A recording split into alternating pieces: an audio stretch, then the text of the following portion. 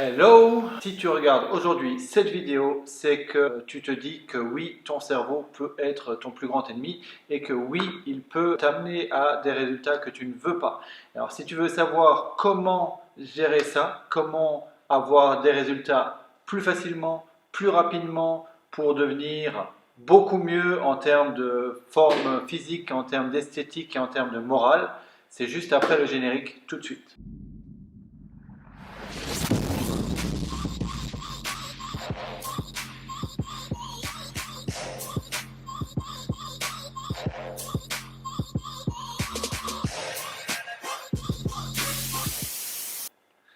Et voilà, donc aujourd'hui, ce dont je vais te parler, c'est le poids des habitudes.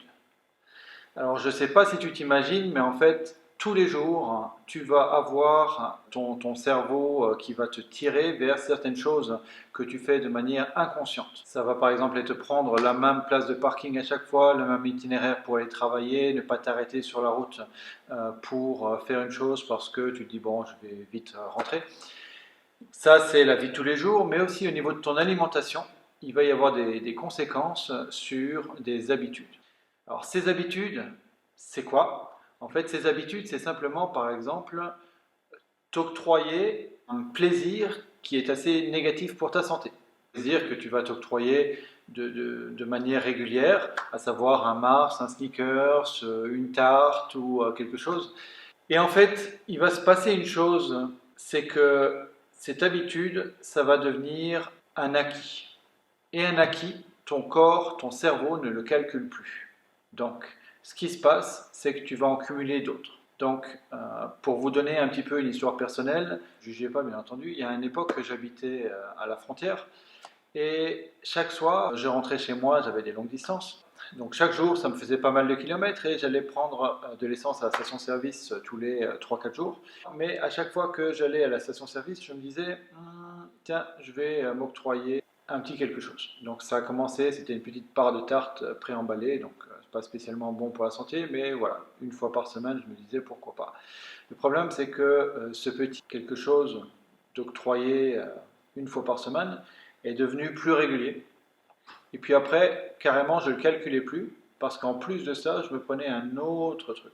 Donc au final, en fait, le corps et le cerveau ne prennent aucun réconfort à travers cette petite dérivation, on va dire, à travers la part de gâteau, le brownie, le cookie ou peu importe, du pain ou autre que vous pouvez manger, vu que c'est un acquis et c'est devenu régulier. Donc ils trouvent ça tout à fait normal.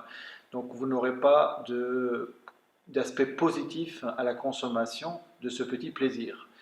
Et donc c'est un peu ça le truc, parce que subrepticement, vous allez avoir des plaisirs qui vont se mettre les uns sur les autres parce que votre cerveau ne calcule plus ceux d'en dessous. Donc, imaginons que chaque semaine, vous dites, tiens, je m'octroie une glace, il fait beau, etc., le dimanche. Alors, non seulement vous allez consommer cette glace tous les dimanches, même éventuellement les jours où vous n'en aurez pas trop envie, parce que ça va devenir une habitude. Et donc cette habitude néfaste, bien entendu, qui va vous faire prendre des calories et stocker du gras, et en plus consommer des produits assez néfastes pour la santé. Mais aussi, le jour où vous aurez envie de vous faire un plaisir, vous allez le rajouter en plus de cette habitude. C'est-à-dire qu'en plus de la glace, vous allez dire, ah, mais aujourd'hui, en plus, je vais me prendre un morceau de gâteau parce que j'ai bien travaillé, parce que il fait beau, parce que j'ai une dure semaine. Et donc, vous allez rajouter en plus un autre plaisir qui va supplanter le premier, mais en termes de calories, en fait, s'additionner au premier. Et donc, là où on arrive maintenant, c'est simplement de se dire, ok, mon objectif pour pouvoir gérer ça, ça va être de supprimer mes habitudes et de m'octroyer des plaisirs que je savoure.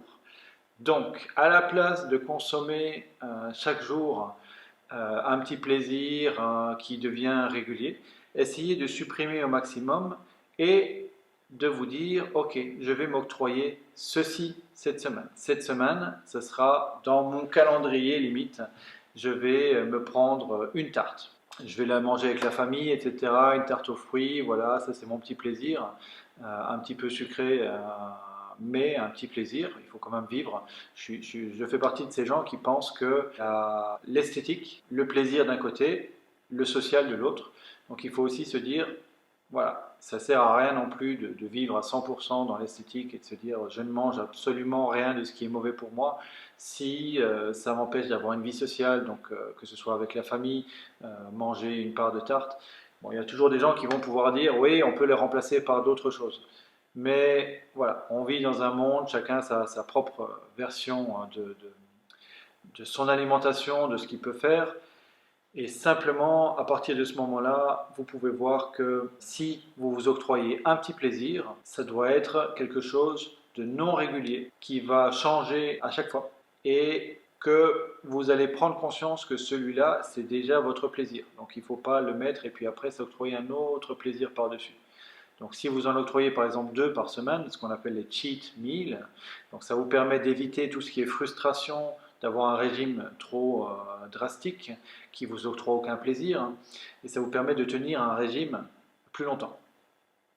Alors pour petit rappel, pour ceux qui ne me connaissent pas trop, un régime ne veut pas dire perdre du poids, ne veut pas dire simplement une façon de manger ou d'arrêter de manger ou de manger que des salades. Régime veut dire façon de diriger. Ça vient du latin, rex pour le roi, et on parle de régime politique.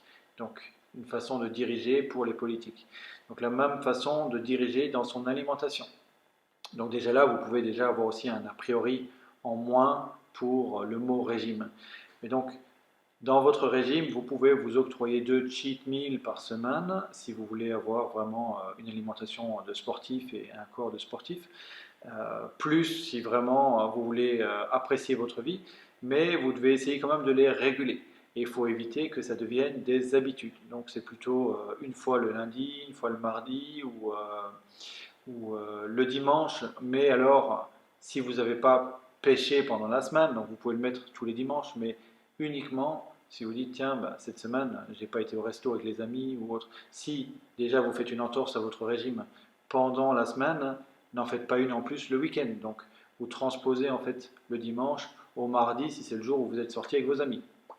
De cette façon-là, vous allez voir que vous aurez énormément de résultats parce que vous allez avoir plus de contrôle sur votre alimentation. Et l'aspect positif, c'est que vous allez voir que vous prendrez beaucoup plus de plaisir dans vos plaisirs que s'ils sont des habitudes. Si vous mangez 5 Mars par jour, vous allez les manger de 1 avec une sensation négative de vous dire ah j'aurais pas dû, j'ai abusé, mais là en plus je me sens ballonné, puis c'est pas bien. Voilà, la culpabilité qui arrive par après. Si vous en mangez un sur le mois, et puis un autre truc où voilà, que c'est votre cheat meal, je peux vous dire avec certitude que vous allez l'apprécier d'autant plus.